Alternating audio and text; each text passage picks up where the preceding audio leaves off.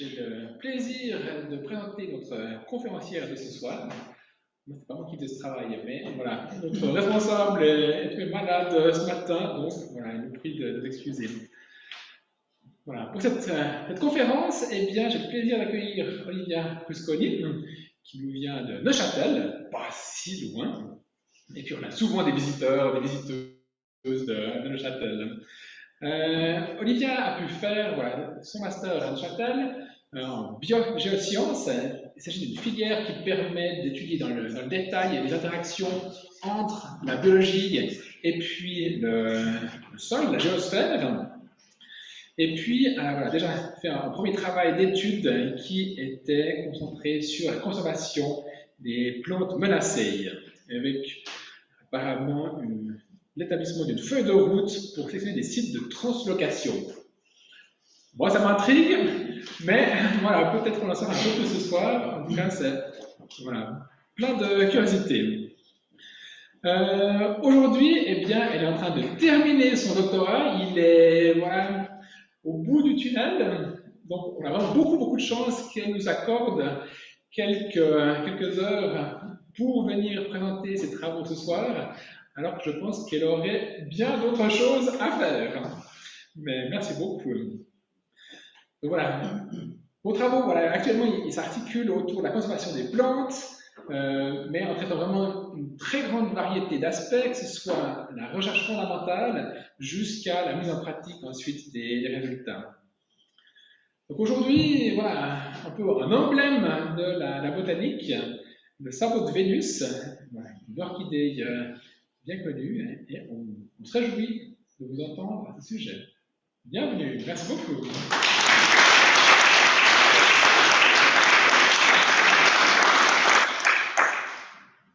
Alors bonsoir, merci beaucoup d'être là. Comme l'a dit Julien, je vais vous présenter mon travail de doctorat que j'ai démarré il y a 5 ans sur la protection des plantes menacées et plus particulièrement du sabot de Vénus.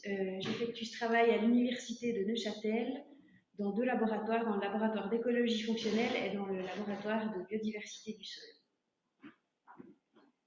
Alors pour introduire ma présentation, en fait, je vais un peu décortiquer le titre de la présentation qui est « Entre recherche et pratique, la protection du sabot de Vénus ». Donc, la conservation du sabot de Vénus. Et puis, donc la première... les slides ne passent pas, voilà. Donc, pour commencer à expliquer ce titre, on va commencer par parler de qu'est-ce que c'est la conservation des espèces. Comme c'est maintenant un sujet dont on parle vraiment beaucoup, je ne vais pas trop m'apesantir, mais disons que je trouvais quand même important de démarrer par là. Donc en fait, pour comprendre pourquoi on doit protéger les espèces, il faut d'abord faire un peu un état des lieux de notre monde à l'heure actuelle. Donc en 1850, on était moins de 2 milliards sur Terre, et pour 2050, on attend plus de 9 milliards de personnes. Et cette explosion démographique n'est pas sans conséquences. Donc on exploite et on surexploite les ressources de la Terre. Il y a de la déforestation, on érode les sols, on pollue les eaux. Et toutes ces conséquences de cette explosion démographique vont elles-mêmes avoir des effets pour la faune et la flore. On va avoir de la destruction massive d'habitats, des habitats qui vont être fragmentés, de la pollution et puis le réchauffement climatique. Et puis tous ces effets pour la faune, la flore, les écosystèmes, ça va causer un grand déclin des espèces. Alors ici, ce graphe, je l'explique rapidement. En fait, il y a la liste rouge des espèces qui catalogue les espèces et qui dit si elles sont menacées ou non. Et puis là, ce graphe, ça montre le statut des espèces, et plus ça descend, plus ça veut dire qu'elles sont menacées. Donc ça montre qu'avec le temps, particulièrement les coraux ici, deviennent de plus en plus menacés et s'éteignent de plus en plus. Et puis en plus d'avoir des espèces qui disparaissent, on a une diminution massive de la biomasse sur Terre. Donc ça veut dire qu'en plus d'avoir moins d'espèces, on a vraiment moins d'animaux en soi. Ce graphe ici, c'est que pour les vertébrés, mais c'est aussi valable pour les plantes, les micro-organismes ou les insectes. Et toutes ces choses mises ensemble font qu'on peut conclure qu'on est en train de vivre la 6e extinction de masse des espèces. Donc ça signifie qu'il y a 3/4 des espèces vivantes qui sont en train de disparaître dans un temps géologiquement court. Donc maintenant, qu'on a pris connaissance de cette situation, eh bien, en réponse à cette menace, dans les années 80, il y a la biologie de la conservation qui est née. En réalité, les humains font de la conservation depuis bien avant 1980, mais avant ça, c'était souvent dans un intérêt de, par exemple, on se rendait compte que si on pêchait tous les saumons d'une rivière, ben, il n'y avait plus de saumons dans la rivière, donc c'était toujours dans une idée de quand même pouvoir exploiter la nature, alors que à partir de 1980, il y a eu cette idée que la biodiversité avait une valeur en soi et que protéger les espèces avait un intérêt juste pour la protection des espèces et pas dans l'idée de les exploiter le plus possible. Cette biologie de la conservation s'articule en 3 axes. Donc, en premier, cataloguer la biodiversité pour savoir ce qu'on doit protéger, comprendre pourquoi cette biodiversité décline, et développer des approches pratiques pour éviter le déclin de cette biodiversité. Et là, j'ai mis cette partie en rouge parce que c'est là-dedans que se place mon travail. Et puis, donc maintenant on a compris ce que c'est la conservation et le pourquoi de la conservation des espèces. Et donc mon travail, c'est de la conservation entre recherche et pratique. Et ça, qu'est-ce que ça veut dire? C'est que quand on veut protéger soit une espèce, soit une communauté d'organismes vivants ou un écosystème entier, eh bien il y a plusieurs protagonistes. Il y a toute la partie recherche, donc la partie académique, qui va essayer de, quand justement on veut protéger soit une espèce, soit un écosystème, va essayer de comprendre de façon théorique ce qui se passe. Il y a les praticiens de l'environnement qui sont ceux qui vont agir sur le terrain. C'est des gens qui ont souvent une très bonne connaissance des milieux et puis c'est eux qui agissent dans la pratique. Il y a plusieurs associations, des très grandes, des petites, qui vont aussi agir pour la protection des espèces. Et puis, il y a des naturalistes privés qui vont aussi avoir un rôle, qui connaissent bien leur sujet. Et puis, en fait, on voit avec ça qu'il y a beaucoup de protagonistes et qu'en fait, c'est compliqué de réussir à faire que les informations transitent, que les gens s'écoutent. Et puis, c'est d'ailleurs une des parties les plus difficiles de la biologie de la conservation, mais en fait, c'est l'aspect humain. Comment faire avec les gens pour que ça fonctionne? Et puis encore une chose qui est importante à dire par rapport à ce schéma, c'est qu'il est quand même assez réducteur parce qu'il y a encore toute la partie, par exemple, politique, il y a des choses qui ne sont pas mentionnées dessus. Donc maintenant, on sait ce que c'est la conservation entre recherche et pratique. Et puis, du coup, nous, on fait de la conservation entre recherche et pratique, comme vous l'avez compris, du sabot de Vénus. Donc le but de ce travail, donc là je récapitule tout ce que je viens de dire, c'est qu'on essaye d'améliorer les connaissances fondamentales de l'espèce pour pouvoir développer des outils pratiques pour la protéger dans le but que les populations se portent mieux. Donc je vais commencer par vous présenter la biologie de cette espèce. Le sabot de Vénus est une orchidée. Les orchidées, c'est une des plus grandes familles de plantes. C'est aussi une des familles les plus menacées. Il y a plus de 25 000 espèces. Et puis, souvent, les gens qui ne sont pas trop connaisseurs en botanique, quand on leur parle d'orchidées, ils voient ce genre de plantes qu'on a dans son salon. Et en fait, il y a beaucoup d'orchidées tropicales qui sont assez spectaculaires parce qu'elles ont des fleurs très spécial, mais il y a aussi beaucoup d'orchidées qui poussent, ça c'est toutes des orchidées suisses, qui poussent sous nos latitudes. Et puis les orchidées, ce qu'elles ont de particulier, c'est qu'elles ont une biologie avec beaucoup de paramètres qui entrent en compte. Elles poussent dans des milieux, des topographies particulières, sous des climats particuliers. Elles poussent dans des milieux avec des sols et de la végétation elles ne poussent pas sur n'importe quel sol, pas dans n'importe quel type de végétation. À différents moments de leur cycle de vie, elles ont besoin de s'associer avec des champignons qui vont leur permettre d'acquérir des nutriments qu'elles n'arrivent pas à acquérir seules. Et puis en plus de ça, elles sont souvent pollinisées par des insectes particuliers. Et en fait, tous ces paramètres mis ensemble font que les orchidées sont particulièrement menacées. Parce que si un des paramètres de l'équation venait à manquer, ça peut causer le déclin d'une population. Et puis ça les rend en plus très difficiles à protéger parce qu'en fait il faut comprendre tout ce qui se passe pour pouvoir avoir des mesures qui sont adaptées. Alors maintenant qu'on a parlé un peu des orchidées en général, on va parler du sabot de Vénus plus en particulier. Donc c'est une espèce qu'on trouve uniquement dans l'hémisphère nord. Et puis sa distribution, elle va. Alors en fait, les pays en vert, c'est dans tous les pays dans lesquels elle se trouve, mais ça fait. Enfin, c'est la carte qu'il y a sur le site du Kew Garden, mais c'est trop large. Donc j'ai remis un rectangle dans la zone où on la trouve vraiment. Donc ça va de l'Angleterre à l'est de la Chine. Et puis si on prend du nord au sud, ça va de la Finlande aux Pyrénées espagnoles et aux Balkans. Et puis niveau altitude, en Suisse, on la trouve de 300 mètres à 2000 mètres d'altitude. Alors je vous apprends rien en disant que c'est une espèce qui est emblématique et patrimoniale. Souvent, même les gens qui connaissent pas trop les plantes, quand on leur montre une photo de sabot de Vénus, ils savent ce que c'est. C'est une espèce qui est rare et menacée d'extinction. Et ça, j'ai oublié de dire quand il y avait la carte de toute sa distribution. En fait, c'est une aire de distribution qui est très grande, mais les populations, elles sont petites et puis vraiment assez dispersées. Et puis, donc, elle est rare et menacée d'extinction. Puis ici, on voit la carte de la Suisse, où on voit qu'au cours de ces dernières décennies, les populations ont vraiment énormément diminué. Les causes de son déclin sont partiellement connues. On sait que c'est, comme beaucoup d'animaux, de plantes, d'organismes vivants, c'est dû à la perte d'habitat. Comme elle a ses besoins écologiques étroits et spécifiques, si l'écosystème est modifié, des fois elle n'est plus bien là où elle était. Et puis c'est une plante qui est sensible justement à tous ces paramètres, donc elle n'a pas forcément une excellente capacité de survie.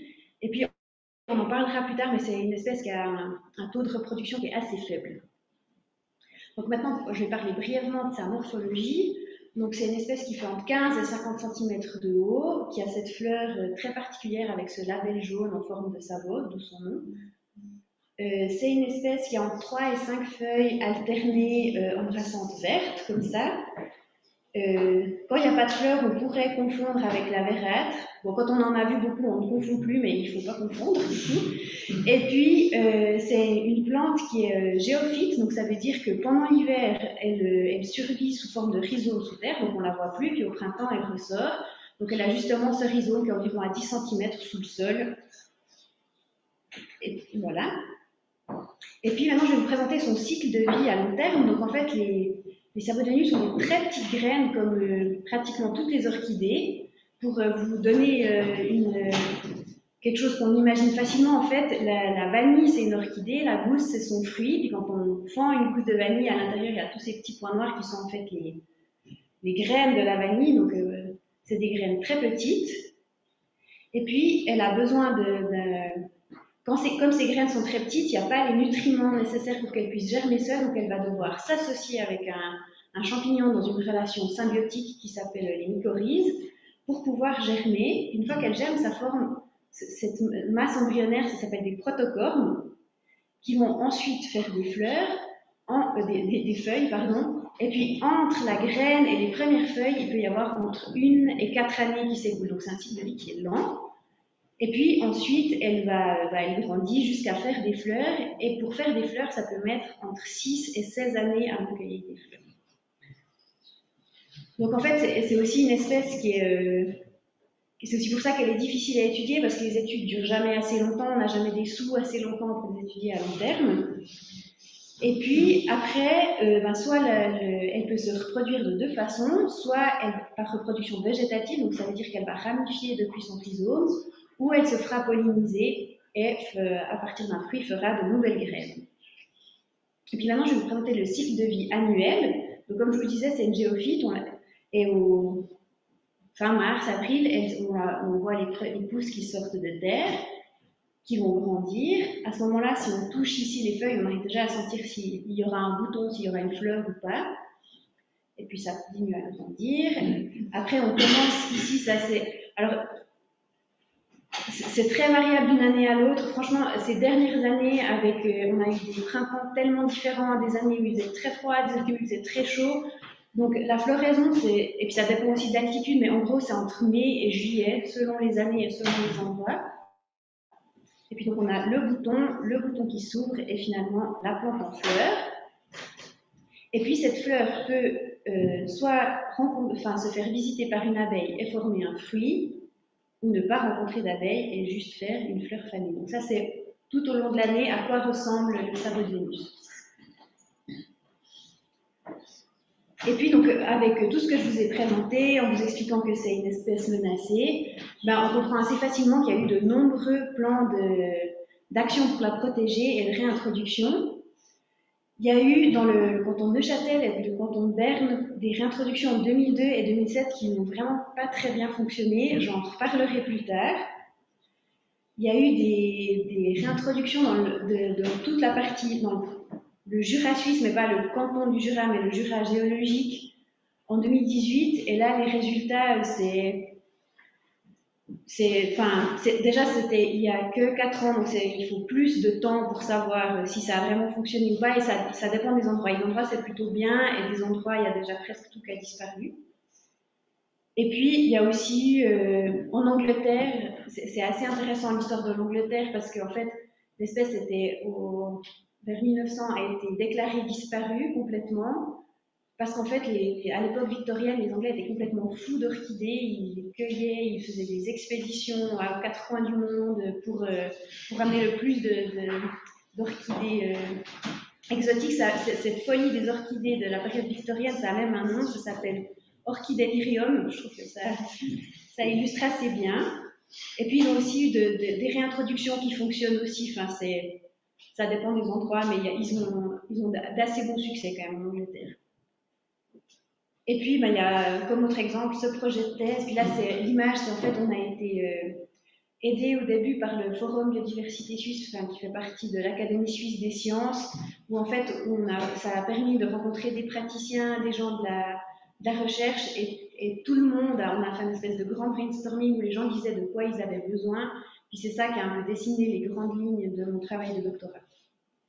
Donc maintenant, je vais vous parler de l'écologie de l'espèce. Dans cette partie, en fait, je vais vous parler des résultats qu'on a obtenus, puis d'autres choses en fait, qu'on connaissait déjà avant. Et puis, de tous les résultats de ce qu'on a trouvé nous, en fait, ils viennent de 34 populations en Suisse, donc on voit qu'on est allé un peu partout. Et puis, on a étudié 17 grandes populations. Donc les grandes populations, ça c'est un seuil qu'on a mis de façon... c'est pas arbitraire, mais il fallait bien mettre une limite quelque part. Donc 17 grandes populations et 17 petites populations. Et après, en fait, on a comparé un peu la différence entre ces petites et ces grandes populations. Et puis en fait, par rapport à ces 34 sites, on a étudié 4 choses. Donc là, j'ai une partie, en fait, c'est mes 4 chapitres de thèse. Donc il y a toute une partie où on étudie l'habitat, donc la végétation, le sol, et on a essayé de modéliser l'habitat. Il y a toute une partie sur la pollinisation, une partie sur ces symbioses avec les champignons et les mycorhizes, et puis une partie sur la génétique des populations. Et puis ce soir, je vais surtout vous parler de l'habitat et de la pollinisation parce que les résultats des 2 autres parties ne sont pas encore tout à fait aboutis. Donc, on va commencer par la partie de l'habitat. Donc, une des choses qu'on a faites dans ce travail, c'est qu'on a fait de la modélisation spatiale pour essayer de comprendre où l'espèce se sent bien. Donc pour ça, en fait, on va regarder où l'espèce est présente, pour certaines on choisit certaines variables d'intérêt. Par exemple, on a pris la pluviométrie, la hauteur des arbres, on a pris autant des variables climatiques, des variables topographiques, des variables qui avaient justement un lien avec la forêt. Et puis, pour ces variables, on regarde où on sait qu'il y a des populations de sabot de Vénus, quelle valeur ont ces variables, ça va nous permettre d'avoir la niche de l'espèce qu'on va ensuite projeter sur la Suisse, puis ça nous donne une carte qui nous dit ces endroits sont favorables selon les variables étudiées ou pas favorables. Et puis ce genre de carte, ça peut être utile typiquement pour trouver des sites de réintroduction ou de translocation, dont vous disiez avant. Et puis nous, ce qu'on a trouvé par rapport à ce modèle, ce qui influençait le plus les populations de sabot de Vénus, c'était la hauteur des arbres. Donc on a trouvé qu'elles avaient besoin d'arbres qui faisaient entre 30 et 50 mètres de haut pour se trouver dans la gamme de ce qui leur convenait, et puis qu'elles se trouvaient souvent assez proches de la lisière des forêts, entre 0 et 40 mètres du bord des forêts. On a aussi trouvé qu'elles aimaient plutôt des endroits frais, et puis au niveau de la topographie, on peut la trouver autant dans des endroits plutôt plats que des endroits en pente, mais c'est rare qu'on les trouve exposés plein sud. Et puis il y a une chose importante que j'ai oublié de dire, en fait sur la carte, donc, quand c'est rouge, ça veut dire que c'est pas favorable, donc c'est 0, et puis quand c'est 1, ça veut dire que c'est favorable, et c'est en bleu. Ensuite, on a étudié les sols sur lesquels pousse cette espèce. Alors là, cette slide, c'est juste pour vous expliquer la méthodologie. Donc quand on étudie les sols, on creuse une fosse pédologique. Le sol, on va le séparer en différentes couches homogènes qui s'appellent les horizons. On les voit là dans cette assiette. Et puis après, on fait d'abord une première description sur le terrain, et puis ensuite, les sols, on les ramène au laboratoire et on fait différentes analyses. Là, sur les photos, on voit Raël, qui était ma première étudiante de master, qui m'a beaucoup aidée. Et puis, ce qu'on a trouvé comme résultat au niveau des sols, c'est qu'on peut trouver le sabot de Vénus vraiment sur différents types de sols. Par exemple, ces deux sols, à première vue, comme ça, ne se ressemblent pas énormément, mais elle peut pousser à ces deux endroits. Mais une des choses qui est, par exemple, très importante, c'est que c'est des sols qui doivent être quand même drainants, où l'eau peut s'écouler. Un sol comme ici, où il y a une espèce de sabot argileux, ça ne fonctionne pas. Et puis, comme les autres choses qu'on a trouvées pour les sols, c'est que, donc, comme je vous disais, on a comparé les petites et les grandes populations. Et ce qu'on a remarqué, c'est que les petites populations, elles avaient beaucoup plus de variabilité au niveau des paramètres des sols qu'on a mesurés, comme le pH ou le taux de calcaire. Donc en fait, les grandes populations étaient beaucoup plus homogènes au niveau des variables pédologiques. On a trouvé que les plantes poussaient toujours sur des sols qui étaient de neutre à basique, et en fait dans une gamme de pH assez étroite, entre 7,4 et 7,8. C'est des sols avec une concentration de matière organique qui est élevée. La CEC, c'est la capacité d'échange cationique. C'est en fait les nutriments de façon très simplifiée, les nutriments que la plante va pouvoir, qui sont accessibles pour la plante, donc des valeurs de CEC modérées. Et puis, la chose vraiment qu'on retrouve toujours, c'est la présence de calcaire ou de dolomie, donc des sols qui sont issus d'une pédogénèse calcaire. Au niveau de la végétation, en Suisse, on a dans la littérature, c'est dit que le sabot de Vénus peut être trouvé dans 14 alliances. Donc, les alliances, c'est des espèces de grands groupements de végétation. Nous, dans nos 34 sites, on a trouvé 11 alliances différentes. Donc, pour étudier cette végétation, en fait, on a à chaque fois fait des relevés complets d'espèces par strate, donc les herbes, les buissons et les grands arbres. On a trouvé que le sabot de Vénus, en tout, pouvait être, dans les qu'on a étudiés, associé avec 360 autres espèces de plantes. Et puis, dans les sites où il y avait le moins de diversité, il y avait 20 autres espèces de plantes que le sabot de Vénus. Et dans les sites les plus diversifiés, il y avait 60 autres espèces de plantes. Et puis, les milieux dans lesquels on les a le plus trouvés un peu à nos altitudes, c'est dans le céphalothérophagénion. Donc ça, c'est la hétrée chlorothermophile, donc des hétrées plutôt un peu sèches. Et dans le galliophagénion, ça, c'est des hétrées mésophiles, donc à humidité modérée. Et puis, il y a la composition en végétation qui est importante, mais il n'y a pas que ça. Ce qui est vraiment aussi important, en fait, le sabot de Vénus, c'est une espèce qui a besoin de lumière, mais qui n'aime pas le soleil direct, parce que ça fait brûler ses feuilles. Donc en fait, ça peut paraître un peu comme ça paradoxal, parce qu'on dit mais elle a besoin de lumière, mais elle ne veut pas de soleil. Donc en fait, elle a besoin de beaucoup de lumière, mais de la lumière indirecte.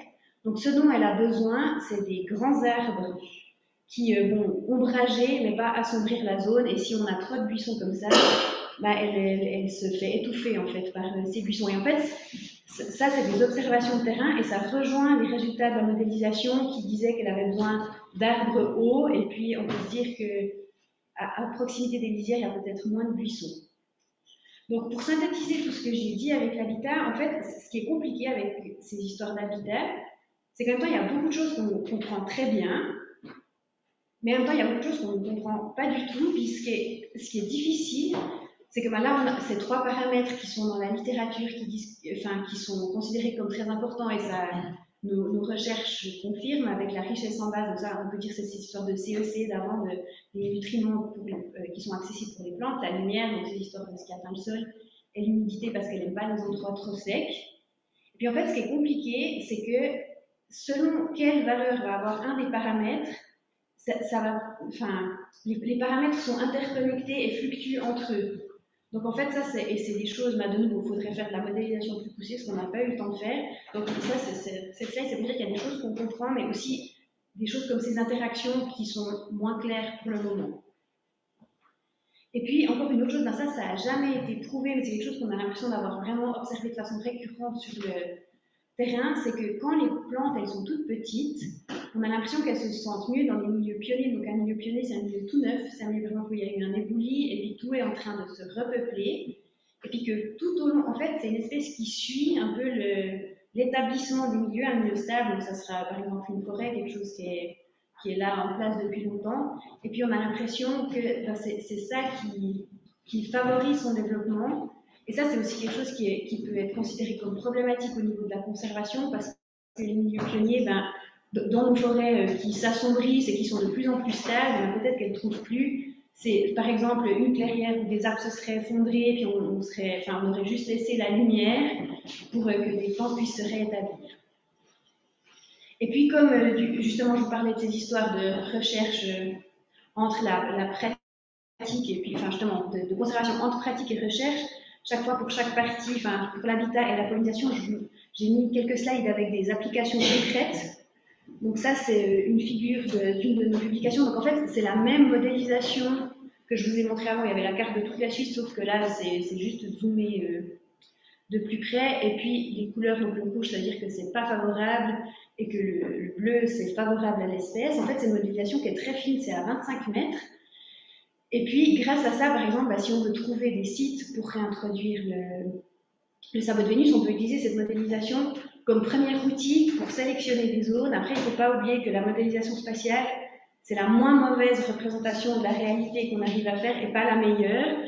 Donc en fait, l'idée, et puis c'est ce que vous disiez dans l'introduction, l'idée c'est de coupler la modélisation avec des variables, par exemple, de sol, puis se dire, ok, alors cet endroit m'a l'air favorable, aller sur le terrain, et après regarder en vrai si la végétation correspond à ce qu'on a observé, analyser le sol et voir si ça correspond aux paramètres trouvés auparavant.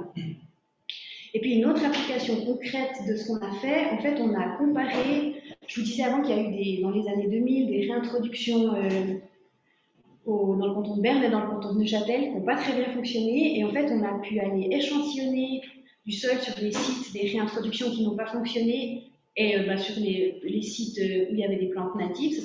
Donc en bleu, c'est on va recommencer depuis le début. Donc ici, sur cet axe, c'est la profondeur du sol. Et puis on a trois variables, le pH, la capacité d'échange cationique et puis la matière organique présente dans le sol. Et puis ça montre les valeurs chaque fois du pH, de la CEC et de la matière organique. Et puis en bleu, c'est les valeurs pour les sols des populations natives. Et en rouge, c'est les valeurs des sols des populations réintroduites. Et on voit en fait que ça ne correspond pas du tout, ça ne colle pas. Et ça peut être une des raisons qui explique pourquoi ces réintroductions n'ont pas fonctionné.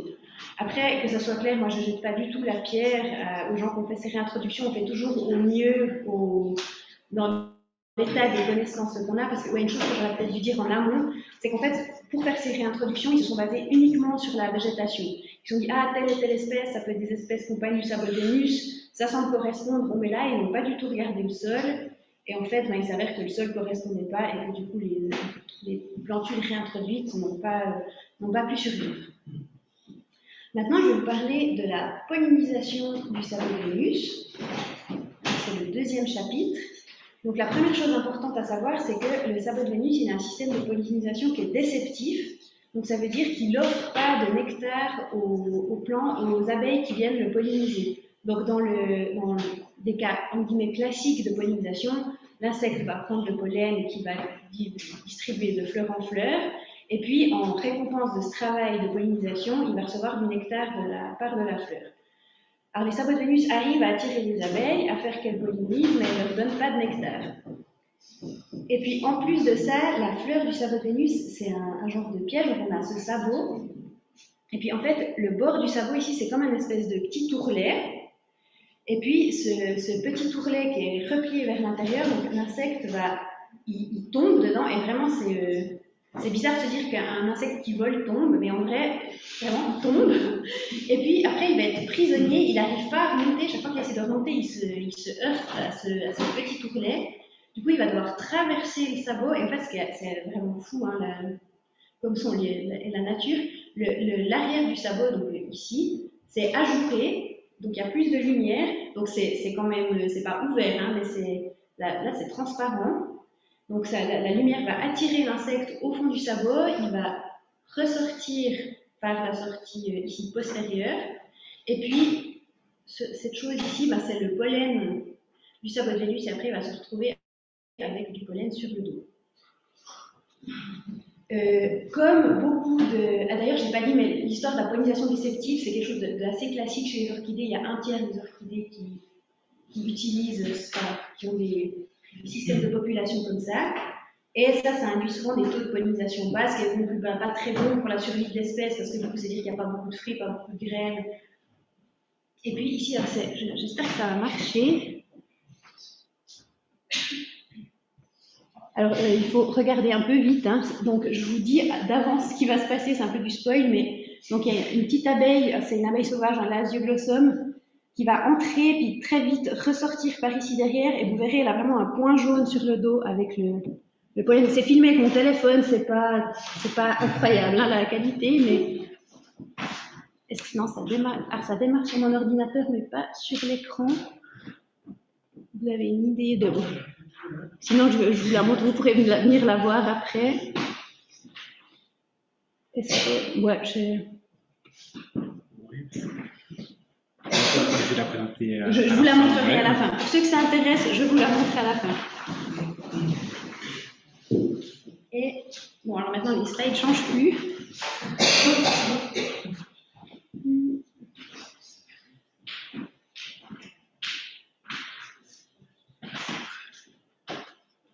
Je sais pas si...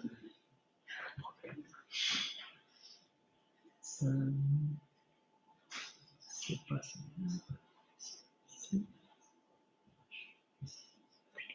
Ça devrait fonctionner. Génial, merci beaucoup. Ah, c'est pas génial. Voilà. Hop, et on voit la petite abeille qui s'en va. Alors, si vous voulez la voir au ralenti, vous pouvez venir après et je vous la remontre. Du coup, ce qu'on peut se poser légitimement comme question après, c'est mais en fait, pourquoi les abeilles vont vers les sabots de Vénus s'il n'y a pas de nectar en récompense? Alors pour ça, la première chose, c'est vraiment la couleur des sabots de Vénus. Le jaune, c'est la couleur qui attire les pollinisateurs. Et ça, c'est ce qui va les attirer de loin. Et après, il y a la question, mais qu'est-ce qui va faire que vraiment les pollinisateurs rentrent à l'intérieur? Et puis, en fait, les sabots de Vénus attirent les insectes grâce à des molécules chimiques, grâce à des odeurs émises par la plante. Et puis là, il y a deux hypothèses. La première, c'est que les sabots de Vénus font des odeurs qui imitent une plante qui produit du nectar. Et l'autre hypothèse, c'est que les sabots de Vénus imiteraient un partenaire d'abeilles, donc elle produirait des phéromones d'abeilles femelles pour attirer les mâles qui se diraient « Ah tiens, une femelle abeille » et qui s'approcherait pour cette raison. Ce qui existe chez d'autres orchidées, mais comme nous, dans notre étude, et globalement, c'est confirmé par la littérature, les abeilles qui pollinisent les sabots de Vénus, c'est pratiquement que des abeilles femelles. Cette histoire d'imitation d'un partenaire, du coup, à mon sens. Ça, certains spécialistes disent ça, moi je suis plutôt pas d'accord avec ça. Après, voilà, chacun son avis. Et puis, donc, pour essayer de mieux comprendre la pollinisation des sabots de Vénus, on a pris différentes mesures. La première chose, c'est qu'on a étudié les pollinisateurs qui sont vraiment à l'intérieur des fleurs. Donc, comme je vous ai dit, en fait, les abeilles sortent par... Enfin, c'est pas que des abeilles, j'en parlerai après, mais c'est majoritairement des abeilles sauvages. Les abeilles sauvages sortent par la sortie postérieure de la fleur. Donc, en fait, si on bouche la sortie postérieure de la fleur, on a un moyen de pouvoir attraper les insectes coincés dans le sabot. Donc, en fait, une fois qu'on a un insecte qui est prisonnier à l'intérieur, on met un filet par-dessus la plante, on retire le ruban, et puis on regarde par où l'insecte sort, s'il prend une pollinie, et après on le capture et on le ramène à l'université pour l'identifier. Chose que je n'ai pas fait moi-même, j'ai eu l'aide de Christophe Prat, qui est le spécialiste des abeilles sauvages. Ce qu'on a pris comme autre mesure pour étudier la pollinisation, c'est que dans chaque site qu'on a étudié, on a mis 4 assiettes jaunes comme ça avec de l'eau mélangée avec du savon. Le savon, c'est juste pour casser la tension superficielle de l'eau. Et puis, en fait, ça, c'était dans l'idée de... Le slide d'avant, donc ce qui était vraiment dans les fleurs, c'est étudier vraiment les insectes qui vont à l'intérieur. Et ces assiettes jaunes, c'était pour évaluer la diversité globale des insectes dans chaque site. Et puis, on a aussi étudié le système de pollinisation en direct, en capturant en fait les odeurs des sabots de Vénus. Donc pour ça, on leur met un petit sac en plastique par-dessus, on ferme, on laisse les odeurs s'accumuler à l'intérieur, et puis après, dans ce sac en plastique où il y a les odeurs qui sont prisonnières, on met ça c'est une espèce de filtre qui absorbe les odeurs, et avec une pompe, on va aspirer l'air qui est à l'intérieur du sac, et les odeurs vont se fixer dans ce petit tube qu'on va ensuite à l'université mettre dans une machine où ça va désorber les odeurs, et puis on va pouvoir savoir quelles molécules sont émises par les sabots de Vénus. Et puis, il y a encore une chose qu'on a mesurée. Alors comme ça paraît pas forcément lié de façon très évidente à la pollinisation, mais je vous expliquerai le lien après. On a chaque fois mesuré les traits des plantes, donc c'est-à-dire que chaque fois on a, pour 10 individus par population, on a mesuré la hauteur, le nombre de feuilles, est-ce qu'il y avait des fleurs, des fruits. Alors ce qu'il faut savoir, c'est qu'on n'a pas des fleurs et des fruits en même temps chez les sabots de Vénus dans le temps, c'est pas quelque chose qui se passe de façon synchronisée, mais là j'ai dessiné ensemble pour qu'on comprenne. On a aussi mesuré la taille des patchs, voilà. Et puis, avec tout ça, les résultats de toutes ces mesures qu'on a prises, c'est qu'on a trouvé en tout dans les sabots de Vénus 32 espèces d'insectes dans les sabots, vraiment. Et puis, ces insectes, c'était surtout des abeilles sauvages polylektiques, donc ça veut dire qui sont pas spécialistes, des abeilles généralistes qui ne pollinisent pas une seule espèce. Et puis, à langue courte, c'est un type d'abeille.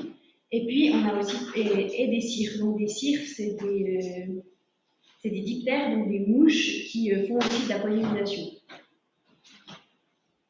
Ah ben, je l'avais déjà dit, donc des pollinisateurs surtout généralistes. Et puis, une chose qu'on a trouvé vraiment super, c'est qu'on a trouvé des nouvelles espèces de pollinisateurs. Je me concentre. Donc, je disais, ouais, le sabot de Vénus, c'est une espèce super connue, très étudiée, et malgré ça, en capturant des pollinisateurs, on a trouvé 4 nouvelles espèces d'abeilles qu'on n'avait jamais observées comme pollinisatrices du sabot de Vénus. On a trouvé des espèces du genre andrène et des espèces du genre lasioglossum, et on a trouvé en plus une cirque, donc un de ces diptères qui n'avait jamais été identifié comme pollinisateur du sabot de Vénus. Après, ça, maintenant je passe, donc ça c'était vraiment dans les fleurs, et maintenant dans les assiettes jaunes, on a trouvé qu'il y avait, dans les grandes populations de sabots de Vénus, on avait plus d'espèces d'insectes dans les assiettes et plus d'individus. Donc on avait une meilleure diversité dans les grandes populations. Et puis une chose qui était vraiment assez frappante, c'est que dans les grandes populations, on avait globalement des individus de sabots de Vénus plus grands, en meilleure santé, avec plus de fleurs, plus de tiges. Mais si on calcule la probabilité d'une fleur de se faire polliniser entre une petite et une grande population, c'est la même en fait. Et puis ça, je vais continuer à l'expliquer juste après. Au niveau des résultats des odeurs émises par les sabots de Vénus, on a trouvé principalement 2 molécules. Alors, on a trouvé en tout plus de 80 molécules émises par les sabots de Vénus, mais il y en a 2 qui sont vraiment dominantes et qui reviennent chaque fois et qui sont dans les quantités les plus importantes. C'est le linalol, c'est une molécule qui a une odeur florale, qu'on retrouve par exemple dans l'huile essentielle de bergamote ou de lavande. Et puis l'acétate d'octyle, qui est plutôt une molécule qui a une odeur fruitée, qu'on retrouve chez les agrumes. Et puis, du coup, là, par rapport à ça, c'est un résultat, je vous le présente, mais en vrai, on ne sait pas très bien comment faire pour l'instant. Ça nous semble très intéressant, mais donc, comme je vous disais, les grandes populations sont globalement en meilleure forme, avec plus de fleurs, des plus grandes plantes qui sont plus vertes, avec des feuilles plus épaisses. Mais comme je le disais, le taux de pollinisation est similaire entre les petites et les grandes populations, malgré le fait qu'il y ait beaucoup plus de fleurs dans les grandes populations. Et une des choses qui pourrait expliquer ce résultat surprenant, c'est qu'en fait, donc ici on a un graphe avec, ici c'est différentes molécules émises par les sabots de Vénus, ici c'est la quantité de ces molécules.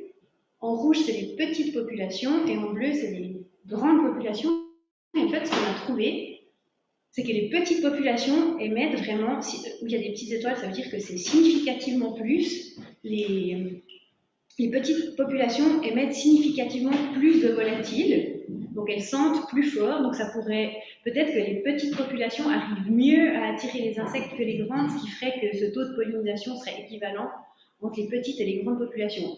Après, pour savoir comment les petites populations arrivent à savoir qu'elles sont une petite population et qu'il faut produire plus de volatiles, là, pour l'instant, on n'est pas très au clair. Et puis ensuite, au niveau des applications concrètes pour la pollinisation, là, c'est deux espèces d'abeilles sauvages, de ces nouveaux pollinisateurs qu'on a identifiés. Et puis, par exemple, pour justement prendre des mesures de protection concrète pour le sabot de Vénus, on pourrait se dire, ah ben c'est telle espèce et telle espèce qui pollinisent, c'est des espèces qui aiment, par exemple, qui aiment polliniser des astéracées, des buissons de rosacées et d'autres espèces. Donc on va favoriser ces espèces dans les sites de sabot de Vénus qui favoriseront les pollinisateurs et donc qui favoriseront la pollinisation des sabots de Vénus. Et maintenant, je vais très rapidement vous parler des mycorhizes, mais comme là, on n'a pas vraiment de résultats, ça va être court. Donc, en fait, comme je vous le disais, ces graines de sabot de Vénus vont germer en protoforme et puis devenir des plantes adultes. Et en fait, on sait qu'à chacune de ces étapes, des études ont montré que les sabots de Vénus avaient besoin en fait de champignons mycorhiziens pour pouvoir se développer à chaque étape. Et puis en fait ces champignons mycorhiziens, c'est des champignons assez spéciaux qui vont faire des pelotons d'ifs. Les ifs, c'est pas très juste de dire ça, mais ce serait un peu comme les racines des champignons.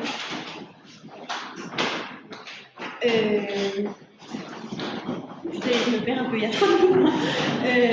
Ouais, et puis ces pelotons d'ifs vont en fait se mettre dans les cellules du sabot de Vénus. Puis en fait, ce qu'on ne sait pas, c'est est-ce que c'est les mêmes champignons mycorhiziens à chaque étape de vie du sabot de Vénus? Est-ce que... ouais, en fait, on ne sait pas quelles espèces c'est, on ne sait pas si c'est les mêmes. Donc là, il y a un peu tout à découvrir. Nous, dans ces 34 sites qu'on a étudiés, on a chaque fois échantillonné du sol, on a tout fait séquencer au niveau des champignons. On n'a pas encore tout analysé toutes ces données, mais les études préliminaires qu'on a faites nous montrent qu'on a l'impression que, comme pour les plantes et les abeilles, il y a vraiment plus de diversité fongique dans les grandes populations que dans les petites. Maintenant, on arrive au bout de ma présentation. Je vais vous faire une synthèse de tout ce que je vous ai expliqué. Donc, comme dans ce travail, on a étudié l'habitat du sabot de Vénus, on commence à mieux comprendre les différentes variables de sol, de végétation. On a étudié sa pollinisation, on commence à mieux connaître ses pollinisateurs, on commence aussi à avoir de meilleures informations sur la partie chimique de cette pollinisation. On étudie aussi les mycorhizes, où là on n'a pas encore des résultats complètement terminés. Et puis on étudie aussi la génétique des populations, où dans ces 34 populations, on a à chaque fois échantillonné les feuilles, on a aussi tout analysé dans un laboratoire à Zurich. Maintenant on a les matrices de données et il ne manque plus que le temps de tout analyser. Et puis du coup, l'idée c'est étudier tous ces différents paramètres de l'écologie du sabot de Vénus, pour autant développer des outils pratiques pour la protection, et en même temps améliorer les connaissances fondamentales qu'on a sur l'espèce. Et puis maintenant, quelques perspectives et réflexions à prendre chez vous. Donc, en fait, là, c'est un questionnement ouvert. C'est de se dire que face au réchauffement climatique, à la pollution, à la surexploitation des ressources, à la destruction des habitats qu'on est en train de vivre, est-ce que ça a vraiment du sens de mettre autant d'énergie et d'efforts pour protéger ce petit sabot de Vénus?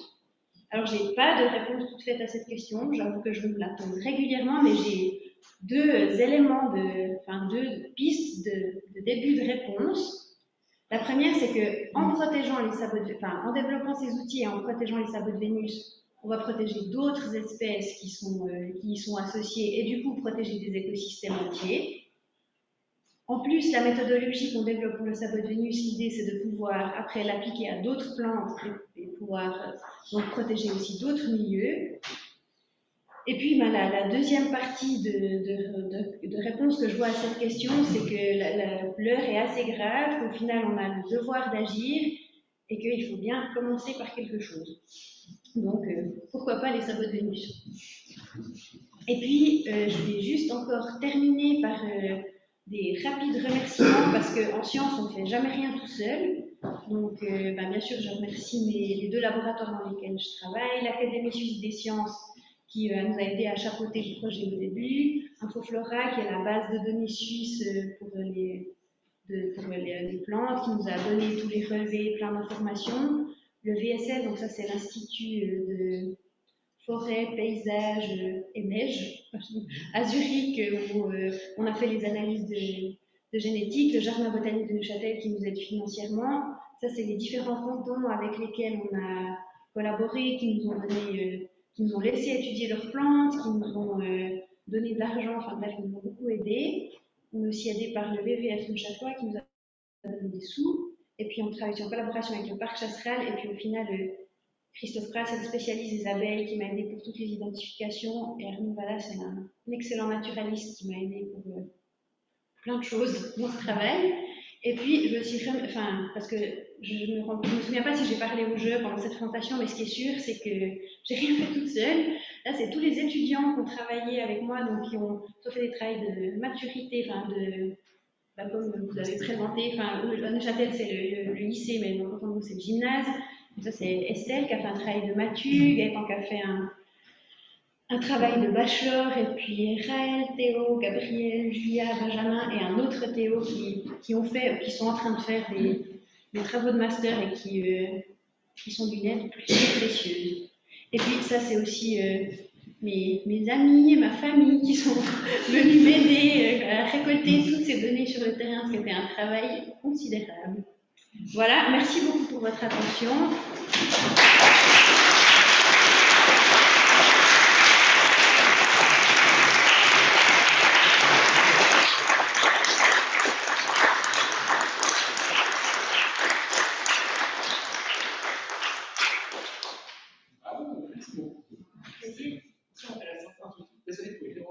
Non, mais c'est pas grave.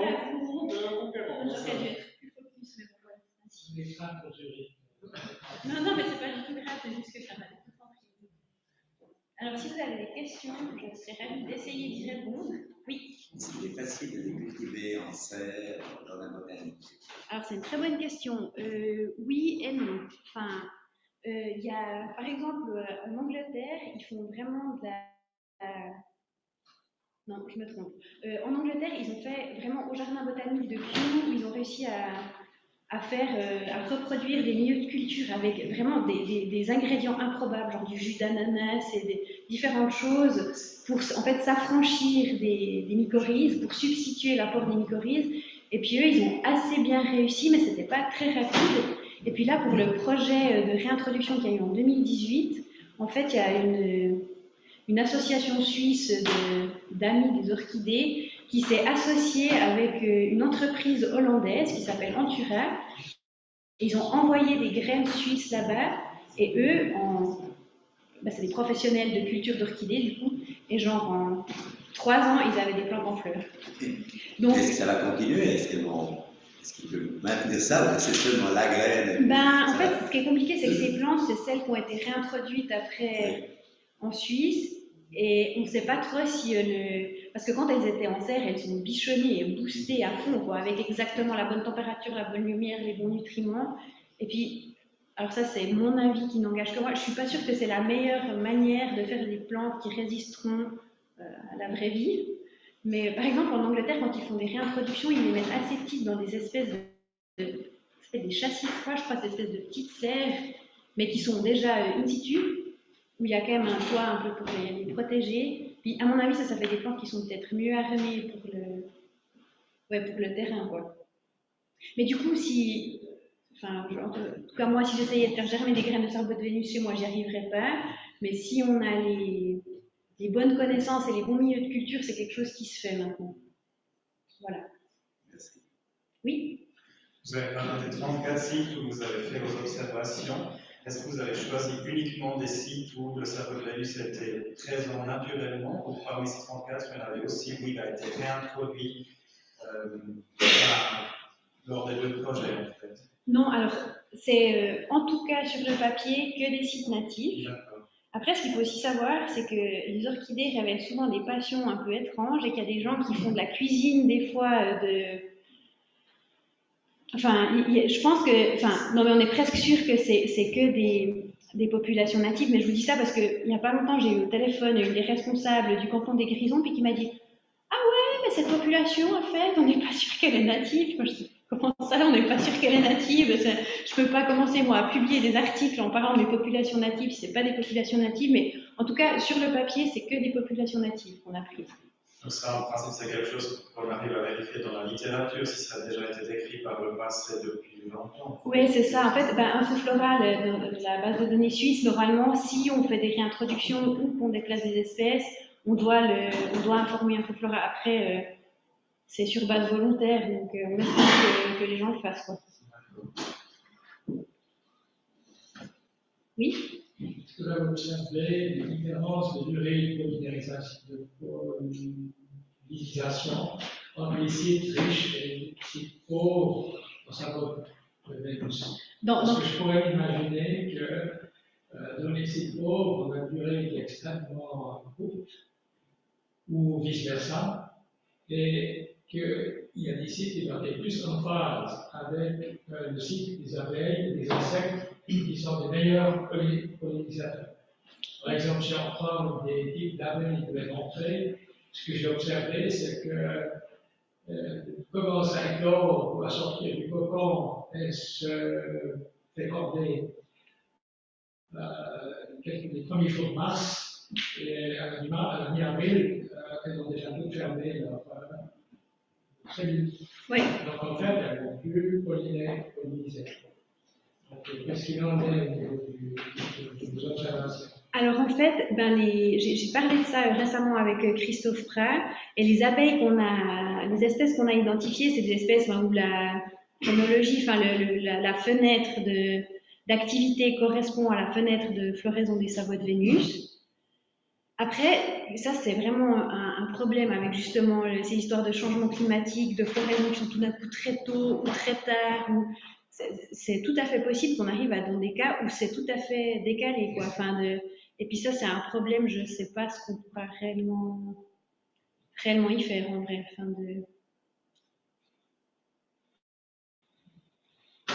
D'accord, mais vos observations, c'est toujours synchronisé entre les insectes et les sabots de fleurs. On a déjà observé des synchronisations Non, c'est pas quelque chose qu'on a observé. Après, on n'a pas, comme selon les endroits, c'est pas vraiment les mêmes abeilles. Enfin, on n'a pas toujours tout le même pool d'espèces de pollinisateurs d'un site à l'autre. C'est difficile de dire à cet endroit c'était bien synchronisé parce que comme on n'a pas, si on avait une espèce qui revenait dans chaque site, on pourrait comparer, mais comme c'est pas le cas. Mais de ce que j'ai observé, je dirais pas que on a observé ce décalage, mais ouais, je ne pourrais pas trop en dire plus, je pense. Ouais. Moi, je me demandais simplement comment en fait, vous calculez la quantité de molécules odorantes qu'elles font. Alors, j'ai vu les petites bouteilles, là, mais ouais, alors pour quantifier la quantité, en fait, les molécules elles sont absorbées dans, ça s'appelle du Tenax, le matériau. Et puis en fait, après la machine qu'on utilise, c'est la GCMS, donc la spectrométrie de masse en phase gazeuse. Quand en fait, on met le tube avec l'échantillon, ça chauffe. Et puis, les molécules, après, elles passent dans un système, il faut s'imaginer que c'est comme une course et que les molécules, elles ne courent pas toutes à la même vitesse. Puis, selon le moment où elles passent la ligne d'arrivée, on arrive à savoir si c'est telle ou telle molécule. Et pour savoir, en fait, la quantité, dans chaque petit tube de Tenax, avant de le mettre dans la machine, on met un étalon. Donc là, on a mis du naphtalène. On sait la quantité qu'il y en a. Et en fait, quand on Ouais, ça nous fait vraiment une unité de mesure. On compare la quantité de molécules, de chaque molécule par rapport à ce natalène, et grâce à ça, on peut quantifier. Merci. Oui. Vous avez parlé de la lumière. Moi, je suis fatigué parce qu'on habite à un moment où on plante invasive renommée du Japon qui pousse la lumière des eaux. Dans ce que vous avez étudié sur les sites, est-ce qu'il y a que des plantes indigènes ou est-ce que vous avez aussi des plantes importées? Ah, c'est une bonne question. Alors, comme ça, je pense à mes relevés. J'ai pas souvenir de genre, tout d'un coup, typiquement les renommées du Japon, j'en ai jamais eu sur mes sites. Pourtant, des fois, on était assez proche des rivières, et les renommées du Japon aiment bien les rivières. Mais je dirais que non, dans les sites étudiés, on n'a pas été confronté à ça. Après, je pense aussi qu'un sabot de Vénus, c'est pas un très bon compétiteur. Donc, s'il devait se trouver confronté à la renommée du Japon, je pense qu'il perd assez vite le combat, malheureusement pour lui. Mais ouais, donc c'est pas quelque chose qu'on a observé. Ouais. Bonjour. Au niveau de la pratique courante d'exploitation forestière, supposons qu'il y a un garde forestier qui découvre un spot de sabot de Vénus sur son triage, quelles vont être selon vous les meilleures mesures cyclicoles à prendre, ou justement ne pas prendre pour conserver l'espace? Alors, la première chose, c'est justement regarder ces questions de lumière. Une mesure qui est régulièrement prise, c'est de faire de l'éclaircissement. Après, ça, c'est une autre question. Est-ce que des populations qui survivent que parce qu'on entretient perpétuellement le milieu, quel sens ça a? Est-ce que ça vaut l'argent que ça coûte Mais du coup, dans les endroits que je connais, où j'ai beaucoup suivi, par exemple dans le canton de Neuchâtel, il y a plusieurs fois, ils ont coupé des arbres, puis ça a permis à certaines plantes qui fleurissaient plus de refleurir, d'avoir cet apport de lumière.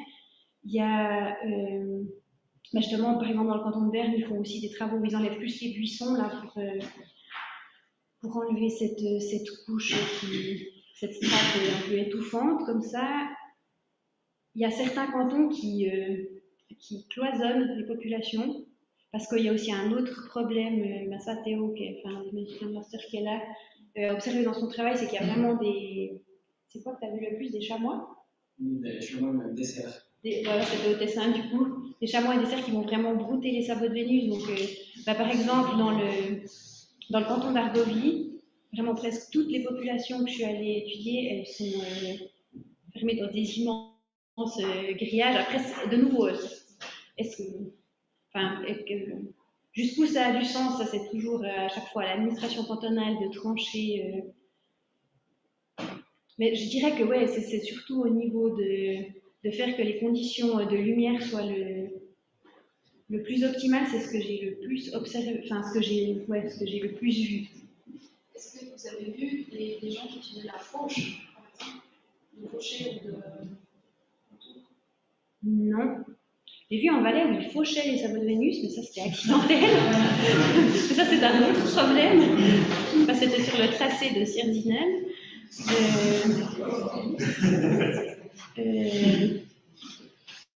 Non, ça j'ai jamais vu.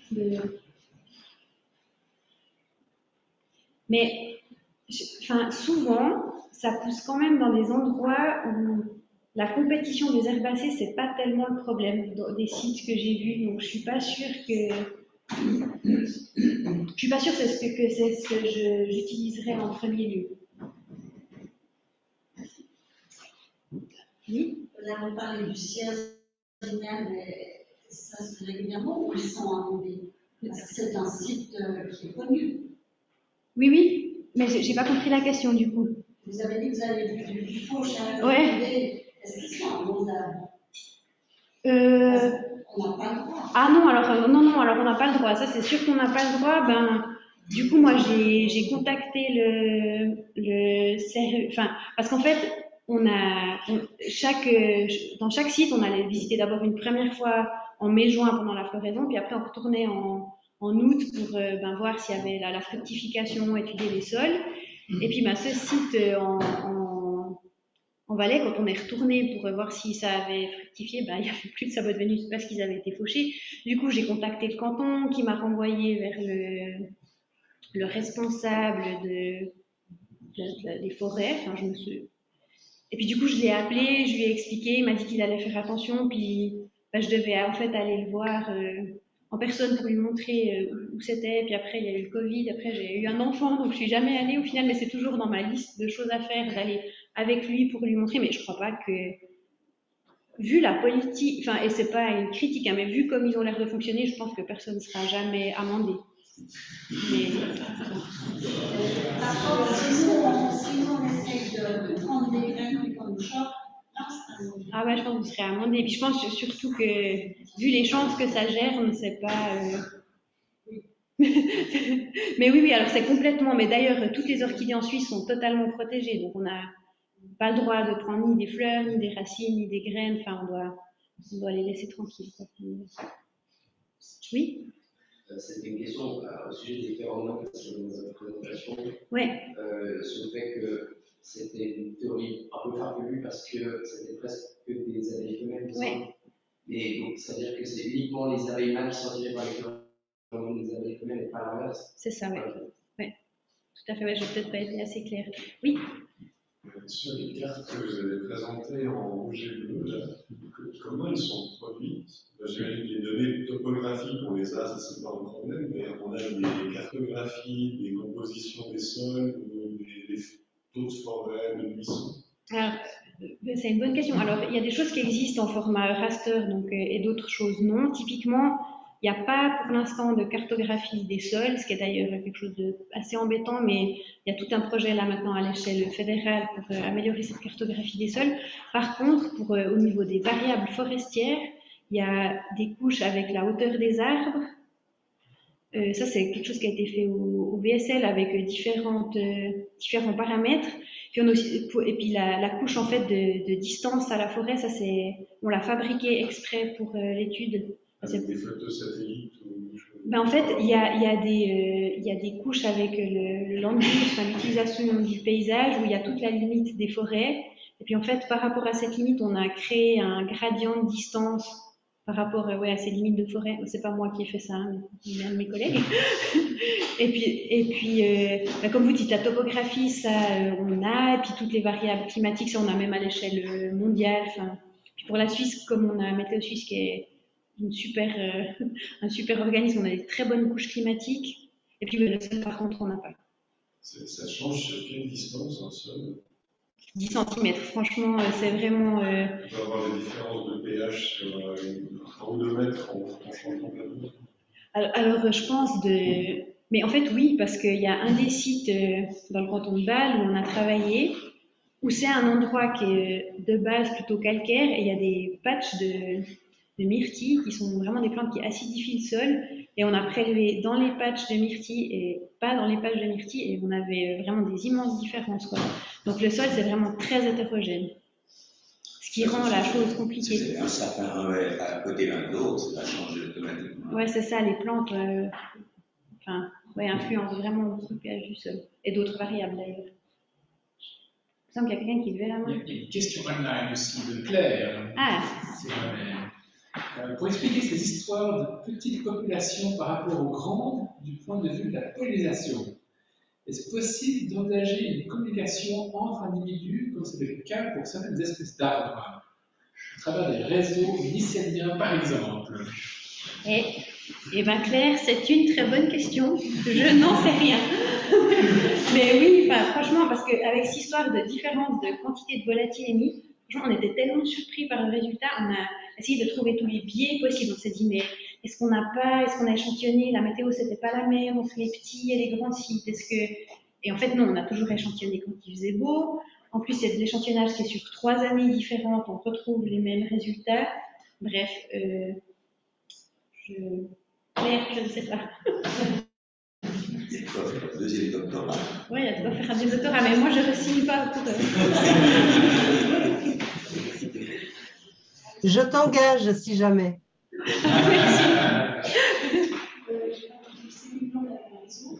Oui. Donc cette question rouge, si c'est écouté, ça repousse. Oui. D'ailleurs, il y a des études qui ont montré que alors je ne suis pas en train de dire qu'il faut aller couper les sabots de Vénus, hein, mais que selon, c'était d'aller piétiner un site intensément que de couper quelques... Enfin, on faisait plus de mal à la plante en endommageant son rhizome qu'en coupant quelques parties aériennes.